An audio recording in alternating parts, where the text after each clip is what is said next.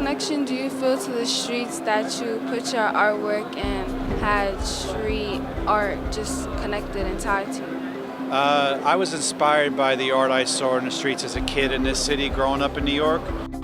I liked the longevity when guys got way high on a bridge in their work and stayed a long time. So I found that inspiring. I like the aspect of the mischievous getting away, of putting art out there. So I started doing that with my Love Spray, my signature piece, which I felt like was putting a positive message out there. It's pop art, it's street art, and to me the message there is a spiritual one. It says karma.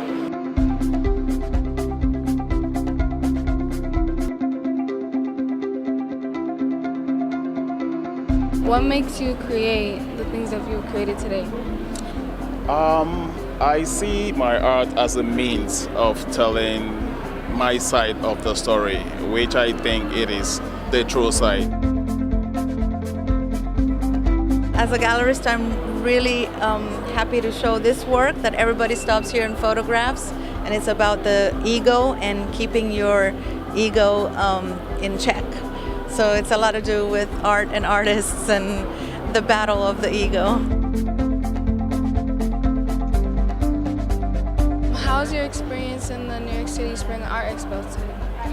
It's quite great. It's good to come around and talk to the artists. It's good to be here that artists are actually presenting their work to you and you can hear the story behind it. It's been awesome. We got here kind of late and we literally both were like, we have to come back tomorrow and check out more of the pieces, talk to more of the artists. I think it's beautiful, really well laid out as well, not too, crowded.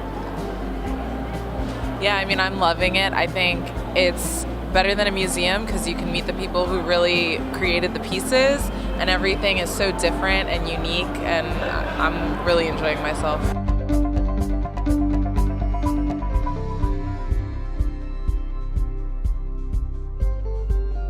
Can you tell me a little bit more about this piece right here? It really draws out to me.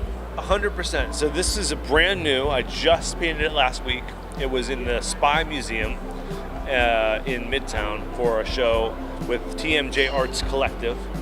And it's a piece called The Hummingbirds. And it's the first piece I've ever drawn with birds in it. Usually I'm known on the street, in graffiti circles, for doing face portraits, as you can see here on the ground before me. And this piece is about when my mom was sick and passing away, she was come to visit by a lot of hummingbirds. And so this piece is a reflection on that moment. Every time I see hummingbirds, I think of her and how we're never really gone, even when we pass on to the next place. We are, just a memory in someone else's eyes. And for me, I always think fondly of my mom whenever I see a hummingbird. And so that's what this piece is. I wanted to ask you guys to talk to us a little bit about your artwork. Oh, of course.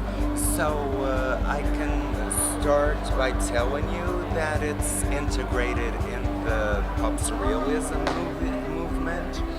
And what that is taking part of reality and turning reality into a different plane, as if it was a veil in between the material and the immaterial.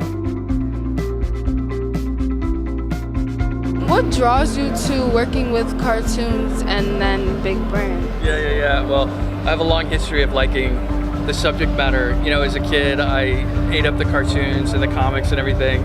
And then I worked in the industry on the commercial art side, so I had a career in licensing and marketing where I worked with the characters officially, right?